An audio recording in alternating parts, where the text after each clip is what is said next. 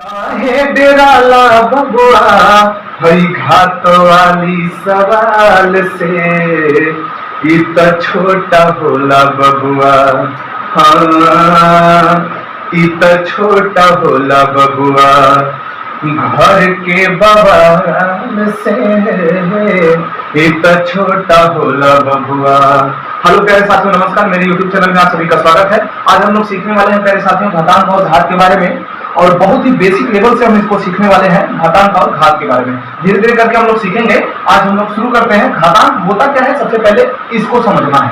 घातांक और घात को समझने के लिए हम ये देखेंगे, जब किसी भी संख्या का गुणा हम उसी संख्या में कई बार करते हैं, सपोज 2 गुणे 2 गुणे 2 गुणे 2 गुणे 2 गुणे 2, इसको हम यदि n बार गुणा करते हैं, n बार गुणा करते हैं, तो ये मेरे लिखने का जो तरीका है, n बार गुणा कर दिए, 2 का n बार गुणा किए, 2 गुणे 2 गुणे 2 गुणे n बार गुणा कर दिए, तो ये बहुत बड़ा होता जा रहा था। और किसी भी संख्या को ले रहे हैं, जैसे 4 गुणे 4 गुणे 4 गुणे 4 गुणे 4, ऐसे लिख रहे हैं। तो ये क्या हो रहा है कि जब किसी भी संख्या को उसी संख्या में गुणा कर रहे हैं, तो इसको लिखने का तरीका बड़ा हो रहा है। हमें दिमाग लगाया कि इसको छोटा कैसे किया जाए। तो छोटा करने के लिए इसको कितने बार गुणा किया है दोस्तों? तो 4 का गुणा 5 बार किया। जब 4 का गुणा 5 बार किए हैं, तो इसको हम लिख सकते हैं 4 के पावर 5, 4 के पावर 5। अब देखिए दोस्तों, क्या हुआ कि यहाँ पे जो 5 है वो इसका घातांक है। घातांक का मतलब घात का अंक, और यहाँ जो 4 है ये इसका आधार है। क्या है? आधार है। तो यहाँ पे हम ये देखिए कि घातांक क्या होता है। घातांक होता है आधार क्या है बाबू, जिसके ऊपर घात है, इसको हम देखिए आधार है। ये यहाँ पे 4 आधार है और ये 5 घातांक है। उसी तरह से यदि हम 2 का गुणा n बार कर रहे हैं, तो इसको हम क्या लिख सकते हैं? इसको लिख सकते हैं 2 के पावर n। इतना छोटा रूप में लिख दिए। इस पूरे टोटल इतने बड़े मान को हमने उतना छोटा रूप में लिख दिया। इतने बड़े मान को केवल इतने अंकों में लिख दिए। कितना छोटा हो गया। तो इस प्रक्रिया जो बड़ी होती जा रही थी, इसको छोटा करने के लिए घातांक और घात का उपयोग किया गया। लगभग आप लोगों को उद्देश्य इसका समझ में आ गया होगा कि इसको क्यों पढ़ना होता है, क्यों पढ़ते हैं, इसके बारे में। अब क्या होता है कि जो ये 2 के पावर n लिखे हैं, 2 के पावर n और लिखे हैं 4 के पावर 5, ये जो लिखे हैं दोस्तों, ये इन दोनों का क्या है? इन दोनों का प्यारे साथियों ये घातांकीय रूप है। क्या है? तो घातांकीय रूप है। तो यहाँ पे देखेंगे कि ये घातांकीय रूप है। अब क्वेश्चन यहीं पे क्वेश्चन कर देता है। क्या कहता है दोस्तों? तो बोलता है कि यदि कोई संख्या दे देगा, सपोज मान के चलिए 216 है, तो कहेगा 216 का घातांकीय रूप ज्ञात कीजिए, या 216 का घातांकीय रूप क्या होगा। 216 का घातांकीय रूप क्या होगा? 4 ऑप्शन दे देगा, कहेगा निम्नलिखित में से 216 का घातांकीय रूप है।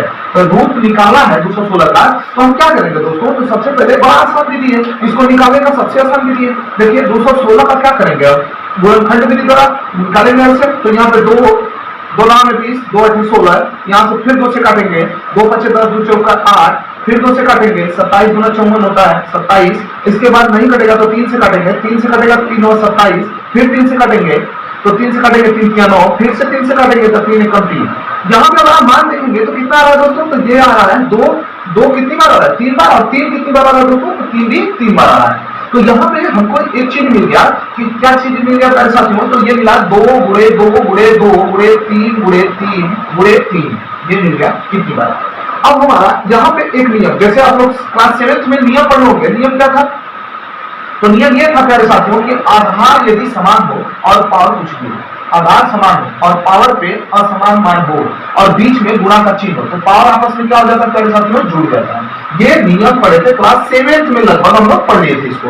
अब 7th के अनुसार यदि देखें तो ये नियम इसमें लगा सकते हैं। जैसे देखिए यहाँ पे 2 2 2, इसका 2 बेस समान है और पावर कुछ नहीं तो 1 होता है, और गुणा का चिन्ह है, इसलिए पावर आपस में क्या हो जाएगा? जुड़ जाएगा। तो ये मान कितना आ जाएगा? 2 के पावर 3, और यहाँ पे देखेंगे 3 गुणे 3 गुणे 3 कितनी बार? 3 बार है। इसका भी आधार क्या है? समान है, इसलिए घातें आपस में जुड़ जाएंगी, तो इसको हम 3 के पावर 3 लिख सकते हैं। यहाँ तक समझ में आ गया। यहाँ पे एक नियम और लगेगा। कौन सा नियम लगेगा प्यारे साथियों? तो क्लास 7 में हम लोग पढ़े थे एक नियम कि यदि आधार समान ना हो, घात आपस में समान हो, यानी कि इसके पावर m है तो इसके भी पावर m हो, तो इसको हम a इंटू b के पावर m लिख सकते हैं। ये नियम नंबर 2 सीखे थे क्लास 7 में, ये भी सीखे थे। तो यहाँ पे साथियों हम इसको देख लिए। अब इस नियम को इस पे फॉलो कराते हैं। तो इस नियम को इस पे जब देखेंगे तो यहाँ हम देख लेते हैं प्यारे साथियों। तो इस नियम को इस पे फॉलो कराएंगे, इधर लगा लेते हैं। इस नियम को इस पे फॉलो कराएंगे तो क्या देगा? 2 इंटू 3 इसके पावर कितना है 3 है, इसलिए 3 लिख देंगे।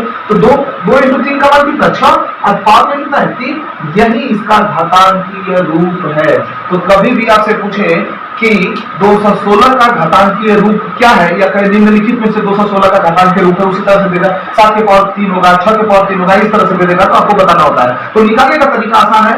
कैसा लगा मेरा छोटा सा वीडियो जरूर बताइए कमेंट बॉक्स में मेरे, और वीडियो देखने के लिए आपका बहुत बहुत आभार, बहुत बहुत धन्यवाद।